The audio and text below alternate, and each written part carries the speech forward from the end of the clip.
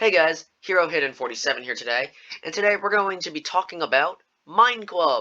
Now, you may be wondering, what exactly is Mineclub about? It's about drive, it's about power. We stay hungry, we devour. Put in the work, put in the hours, and take what's ours. All jokes aside though, you're here to know how to get on the leaderboard. As seen in the thumbnail, I managed to get to 4th place, and I have 200 weekly wins. How did I do it? Let me show you guys. I'm going to use Dodgeball as my example. Alright, every hour is 60 minutes. There are 5 minutes per round. People tend to only need 2 minutes every round on average. That means 60 divided by 2 is equal to 30. The average player has a 50 to 50% chance of winning a round. That cuts in half the 30 and makes that a 15, which means, on average, you have 15 wins per hour. Getting an average of 15 wins per hour may not seem that good, so for the next step, what you're going to want to do is, when I mean schedule, it may confuse you. What I mean is find out when the best time to play is. Like, here, let me borrow this. I can't reach that. Hang on, just give me a second. Let me just grab something. Here we go. Alright. Almost got it. Got it! Alright, good. Alright. This is currently the #1 player. All you have to do is figure out on the very first day when they get on and when they get off. And, I mean, when you do that, whenever they're not playing, like, there's always that gap in between. Whenever they're not online, play during that time. That way you have an advantage so that they absolutely just don't demolish you. Okay? It's the best strategy. Now, the next step on the list, they're going to want to make sure you put a lot of effort into it. Here, let's use me as an example. I have not seen the sun in years. I don't even remember what color it is. Isn't it like green or something? Orange? Purple?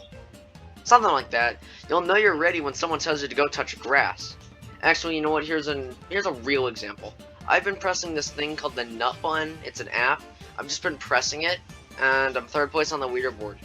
I've been pressing it throughout class, and I've done the math. I can press it about 30,000 times per period.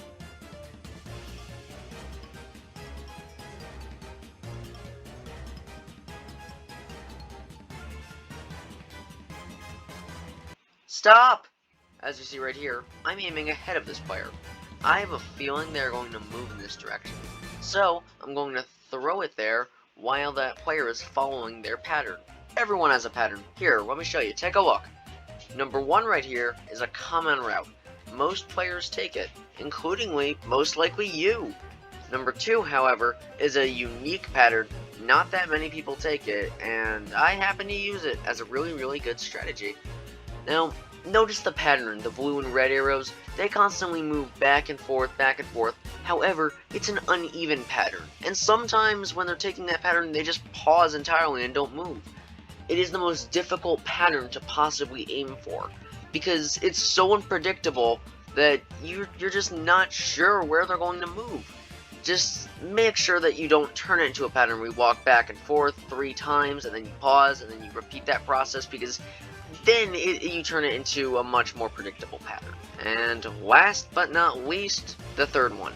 They're just AFK players. They just stand there. There's really not that much else that they do. Another idea is if the player keeps moving back and forth, aka pattern 1, look to their left. They'll expect you to throw over there.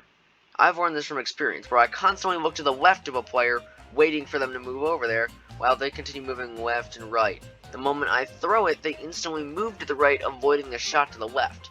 So, I've discovered, when they move left and right, and you look to their left, they're going to expect you to throw it to their right, aka your left. So, when they're doing that, turn your head to the right and throw it. They'll walk right on into it, and bam!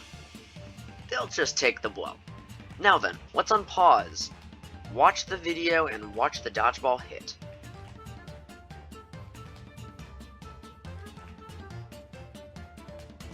Dodging, as mentioned earlier, pattern 2 is the far more superior pattern. Let me show you once again. As we spoke of earlier, all you need to do is copy this pattern and you'll just last longer in game. Now, This is a strategy that I actually discovered myself.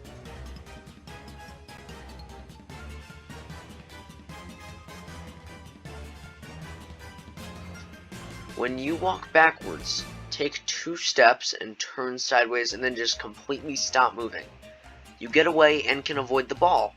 However, I know a lot of you just turn sideways and you walk at the same time and you still get hit. Let me show you something. This is an outline of 3 character poses. The one walking sideways, of course, somebody walking. The one in the middle is a player standing still facing forwards or backwards. And the one sideways is a player facing their left or their right. The reason they are all red is to show you the hitboxes. The one walking left and right will most likely get hit while traveling. That's because if you're walking to your left, then your arms and legs swing, making you a much wider target. The one facing forward will, of course, just get hit by the ball because of the width and now they're just standing still. However, the one standing still and sideways is the best way to dodge a ball. You're just skinnier and you're a much harder target to hit, especially when you do something unexpected like my strategy, because I'm the only one I've ever seen use that strategy. No one else is using it. So start using it. It'll help. Does skill even matter? You may be thinking, well, yeah, it does, Hayden. That's a stupid thing to ask. What kind of idiot wouldn't think so? You really are stupid. Let me just... There we go. As I was saying, I don't think skill matters. Well, hey man, at least it's not that important. Right there? In most games, everything you do revolves around strategies or planning. Like, oh look, it's Technoblade! I'm going to go kill him. You're going to fail. Even Technoblade proves my point. Bam! I've knocked him onto the ledge. This is huge. The reach you can hit people from begins at the player's eyes, so when Dream is a block higher than me, it's much easier for me to hit his feet than for him to hit my head because the base of a right triangle is shorter than the hypotenuse. Stay in school, kids. It makes you better at PvP. Picture yourself in a 2 versus 3, and right now your team is currently losing. You notice your teammate has every single dodgeball, so you go ahead and ask them to share. However, they choose to use them all for themselves and only hit at one person. However, if they were to share, your team would have covered more ground and had 2 different sides and perspectives to shoot from, making it much easier for you to hit your shot and make it harder for the enemy to dodge it. Hey, look at that! I won! Wow, you won. You can have this gold crown and have a party. You also now own Mineclub. By the way, you're awesome.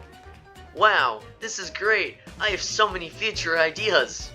By the way, have you seen my son? This is what he looks like. No. Last on the list, you have to target the leaderboard players. You should target them because if they are the best players, getting them out first would give you and your team a better chance to win. But be careful for the other players. They could be targeting you when you aren't looking. It doesn't even matter what game you're in. All games can work, but be careful when fighting a leaderboard player alone. They could really do some damage.